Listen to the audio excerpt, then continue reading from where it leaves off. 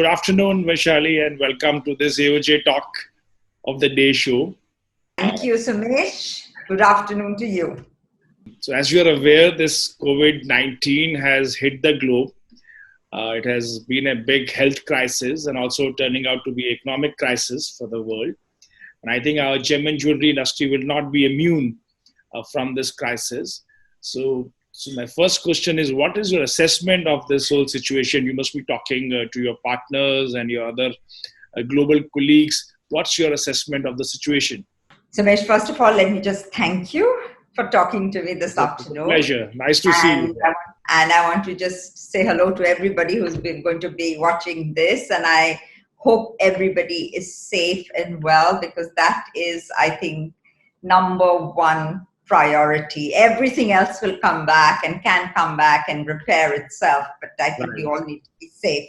So I would like to start with that. As you said, yes, the impact of COVID-19, this is completely unprecedented. We have not seen anything of this nature before in, I think, our lifetime. The plague and all of this was way back. So the size and the scale and the speed at which this has overtaken the world globally and all of us is really unprecedented.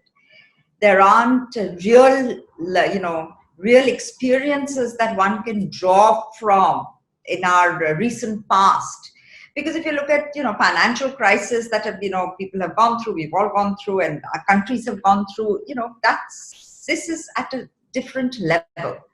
Because here, lives are at stake as well as livelihood. And that completely changes the nature of the game. Right. Because, your focus becomes health, safety, security. So you're basically going back to basics. And that makes it a very, very different space that we are negotiating right now. So yes, I think India's being impacted, and gem and jewelry is going to be impacted with this. But I would imagine the impact will be the most severe in the short term. Right. I think we will recover, and I hope we recover. The economy, the people, right, as well as our industry. Thank you very much. So my next question is regarding PGI has a very large presence in India. You must be in touch with your retail partners. What is the kind of feedback you're getting in terms of COVID-19 and this long lockdown which we are facing?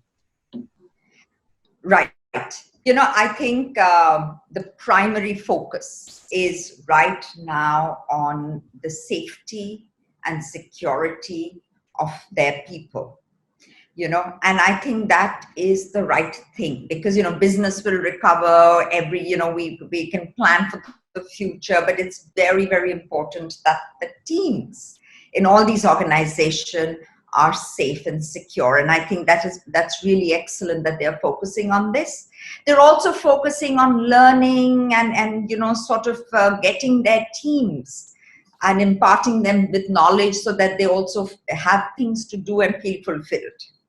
Now, coming on the business front, look, there is a hit, and I think everybody acknowledges that there will be a hit in this quarter, because we're losing a wedding season. Akshaya Tritiya will be, it's going to be very lost, yeah. Almost lost, yes. But, it's really encouraging to see, and you would have seen that many of the retailers are actually using the e-com platform to really reach out and ensure that all business is not lost. Because, it's such an auspicious time, and this is an ingrained consumer behavior of purchasing precious metal. So that all is not lost. People are trying these innovative new ways, and that, I think, just shows where the industry's headspace is. So I would say that there is cautious optimism. Most people believe that business will resume in the post Diwali.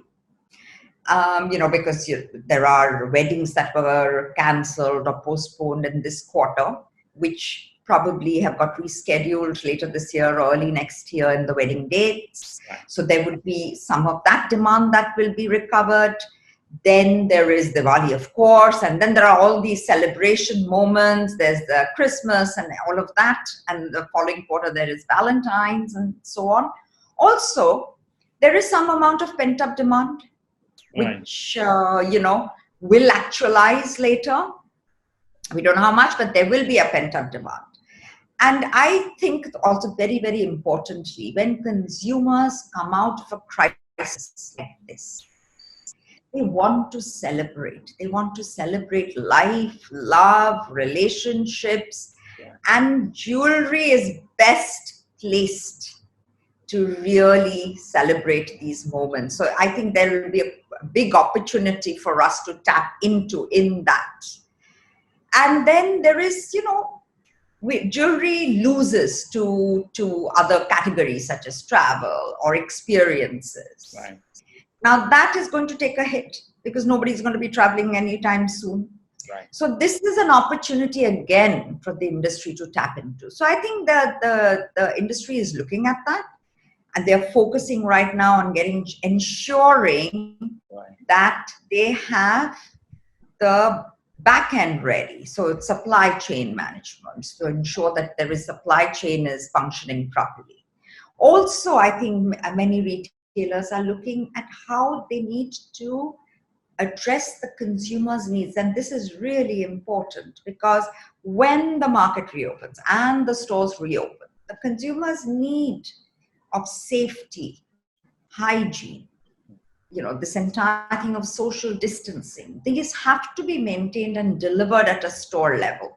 So I think a lot of players are actually thinking of that and seeing how they can bring that into their stores. And this is crucial if we have to see a recovery of the industry. Right. Also, Vaishali, what we see is PGI has been working together with the trade and your retail partners to develop this platinum segment.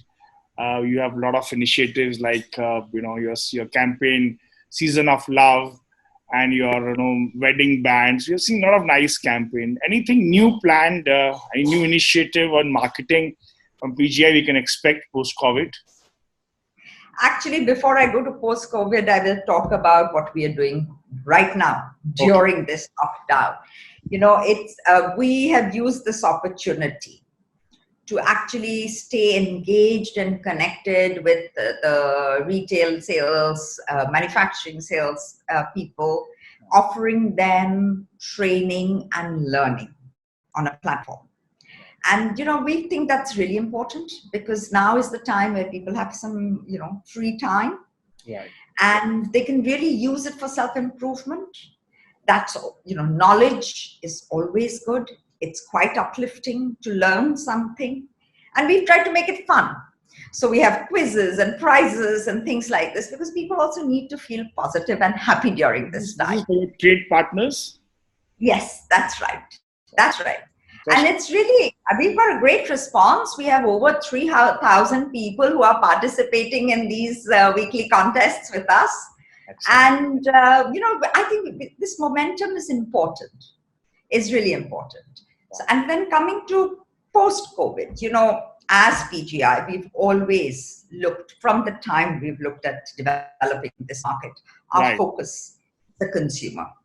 Because for us, that is front and center, and that is key to building this market. We talk to the young consumer, platinum awareness and desire and preference is really high. So our attempt and our strategy is really to see how do we build on that rather than have an erosion. So we are using this time to really look at the consumer. The consumer's needs are going to change short term. What is the impact of this long term? What is the definition of short and long term? How will their behaviors change in terms of discretionary purchase? What kind of impact will that have? And we are doing a research as well, and we are studying this. So we will use this to inform our strategy. Look, we've already got a plan fixed for the rest of the year. But we will recalibrate that because consumers' needs will have changed, especially in the short term. And how do we address that? Both in terms of what we put out in communication, but even product, designs, price points. All of that has to be perfectly calibrated for us to really be leading this recovery, and that's what we want to do. And I assume that digital will be the key platforms for you going forward for PGI, like all other brands are looking at. Digital has always been a very key platform for us because our consumer, as I said, is this young consumer and they are digital natives. So it has been key to all our brands. So yes, we are also doing work to understand their behavior on this space and how it will change. So that when we come back with our approach, we will have taken all this into consideration and built towards that. And I will share that with you very soon. Great. And we will share it with the industry very soon. We are right now, as we speak, we are preparing for that. My next question is, Vaishali, what do you see this jewelry demand coming back to India? Because what we hear from China, which has been a live example, where the whole COVID started and now the lockdown is open, there has been a sharp demand growth in month of April, not just in jewelry, but even on other luxury goods. So in that, I think it is also to do with a kind of, human psychology that what you are not being allowed to buy for a long time, you want to go out and buy.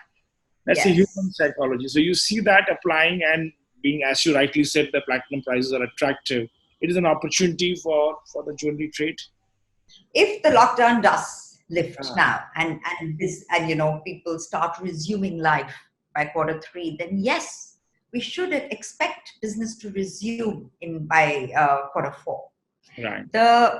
The point being, as you said, there will be pent-up demand. There will be this entire thing of feel good, as almost a celebration of life where jewelry can play a great part. There will be, and we also have things like weddings in Q4. We have Diwali Christmas, Q4, Christmas, people's anniversaries, and things like anniversaries, birthdays will become more important for them to celebrate. I agree. And yes. of course, there are categories. People, and especially if you look at our kind of young consumer, experience had become a big sort of contender to jewelry. Things with experience and product. Right. So we were fighting things like travel and all of this because it was experience. Now people will want to experience in the product itself because that they can't travel and things. So I think it's up to us, and I think business will resume, but the speed of recovery, the quantum of recovery, will depend on us as an industry, on how we are able to really reach out to this consumer and rebuild and just amplify the efforts and rebuild this relevance and importance of jewelry in their lives. Coming to the travel, I think the disposable income which was going towards the travel and tours, I think that will also be now saved in the next 1 or 2 years. It could be a positive and could be converted into jewelry purchase. Absolutely. That's it. These are the opportunities. And we mustn't lose out to other categories on this. So if a consumer cannot travel because nobody is going to be going for long holidays till we find a vaccine or some kind of they feel safe, but rather than lose that money to some other category, we must ensure as an industry that we get it for ourselves. And we can. It's possible. Telling about the prices being quite attractive for the consumer right now, Vaishali, can you tell us in rupees how much it works out? Because as a gold, we get to see the price on MCX. We have the local jewelry associations giving. What is the approximate price range of platinum in India right now? So I'll give you a very approximate right now, okay, because we need to check this and with the change in price. But it's around, I would imagine, a 4,000 mark per gram, which is really a very, very good price. And this is for what? This is for 995 price? This is for 950. 950 purity. All All right. So with platinum, you can stay at 950 even if it is studded with diamonds or any other stones. You don't have to give up on purity. So it's a rare metal right now, fortunately quoting below gold. And if Yes. you have disposable incomes, I think people should come out and buy for this rare and noble metal. I think it's a great buy too. I really respect the fact that the industry has come together to really open their hearts and look at how to improve lives and provide sustenance for a large section of our more vulnerable people in this industry and all our cardigans and so on. And it's really great to see the efforts that are being made at an industry level to ensure that they are secure and protected. And that is, high respect for that. And second, again, respect for the industry because they're looking after their own people. Because there is anxiety and times like this to ensure that you're focusing on your people is great. And I feel really privileged to be part of such an industry that looks out for people. Then my message to the industry really is what we do, and I think it's really important, is focus on the consumer. Because when business comes back, and it will, this is not going to be business as usual. This would be a new normal. And this normal is going to be dictated by the consumer. So if we really take this time to understand where the consumer is going to be and prepare our strategies as an industry to address this consumer, I think the recovery will be fast because jewelry is so ingrained and we are at such an advantageous position. It's up to us as an industry to really look at how we get this consumer back on our side and keep them there. And I think that is going to be the future, because recovery is not only for this year, it is how do we rebuild the business and take it back to the levels that we have had in the past. And this is what is going to be crucial. Right. And I believe that together as an industry, we will do this. We can unleash the power of this industry. The power of this industry is enormous. And it's just waiting to be unleashed. And that is going to, and I would like to end by saying that, we should look forward to tomorrow, because tomorrow will be bright and sunny and will have a lot of opportunities for us. Right, Vaishali. Thank you very much on this optimistic note. I would also thank you for sharing your insights and wish you a great future ahead. Thank you. Thank you, Sumesh. It's been an absolute privilege to talk to you as usual. Please stay safe. And to everybody who's listening to this, stay safe, stay well, and together we will overcome this.